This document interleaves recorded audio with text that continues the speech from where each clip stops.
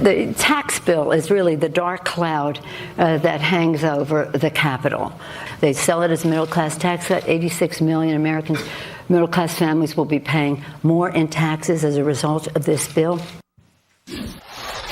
You know, for the life of me, I don't take a right or left position. I don't know where she gets that 86 million figure, that 86 million will pay more.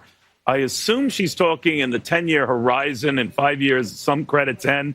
So it's possible at that point they pay more than they did on the fourth year. But net, everybody, about 95% will pay less. So the dark cloud for my next guest isn't so who gets what. It's the fact that we can't afford to do any of this. Between tax cuts that we can't pay for and spending that we really can't pay for, we're just digging a deeper hole, and both parties are complicit. David Stockman, Ronald Reagan's former budget director, joins us right now. David, good to see you. Thanks for coming. Glad to be here. The president's going to be crowing about those tax cuts, should he? Absolutely not. He is in the midst of one of the most irresponsible sprees of spending, tax cutting, and borrowing in recorded history. Next year, there is going to be a $1.2 trillion deficit, the 10th year of a recovery, at a point that will exceed any business cycle expansion we've had ever in history. Now, it's bad enough when you have a huge $1 trillion deficit at the bottom of a recession. But after 10 years of recovery, that's all she wrote. We're heading for the next recession one of these days, and they're piling on the debt in the red ink like there's no tomorrow. This tax cut should have been paid for with spending cuts if you wanted to have it, and they didn't do it. And now at the same time, we have the Fed finally shutting down the printing press, and they're going to be shrinking their balance sheet. So let me make the number very explicit. The Treasury will be borrowing $1.2 trillion in the coming year. The Fed will be selling bonds at $600 billion in the coming year. Who is going to absorb the $1.8 trillion of new debt that will be flooding into the bond market? We're going to have a collision. The interest rate is heading towards 3% or more. That will totally undermine this phony, fantastic stock market bubble we have. And Trump is making a drastic mistake by embracing the bubble he inherited, the impaired economy he inherited. He should get the playbook of Ronald Reagan out. Ronald Reagan blamed Jimmy Carter for 3 years for the mess he inherited and didn't dare start bragging until 1984 when the economy was back on a solid footing. Trump is walking into a miserable trap that he's going to pay for dearly, and the Republicans. All right. You so upset people with that briefly our lights all went out. So you could just try to keep it on the right side of like somewhat cheery. Okay. All right. So now other presidents, and you mentioned Ronald Reagan, they've been loath to sort of pounce on the markets at any given time. It almost spooks them. I guess Reagan was particularly concerned about that.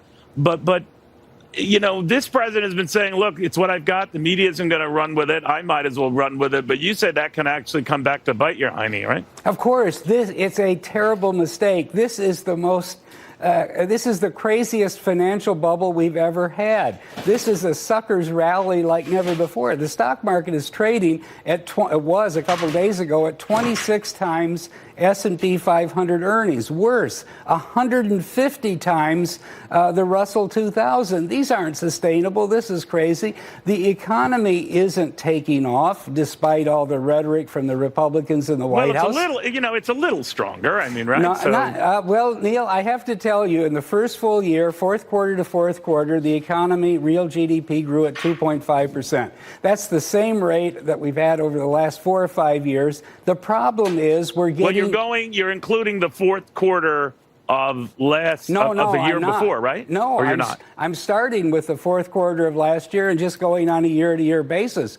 There were many quarters in 2014 and 2015 where the economy grew 3% on a year-over-year basis. So you don't think we're seeing any pickup in activity? You don't think we will see any pickup in activity with all these people getting bonuses and extra money in their hot little hands? No, I don't think so, because one, all the tax cuts are being borrowed, so it's coming out of one side of the economy and going into another. Well, what would bug you more then? If people had to borrow to spend or borrow to get tax cuts? They're both equally bad when you have a 21 trillion national debt that's I heading. would concur that, but I think they're a little better when it's money in Americans' hands that they can spend. Yeah, but it's the wrong decision. 10 years into a business cycle, as I said, this is month 112 to 122.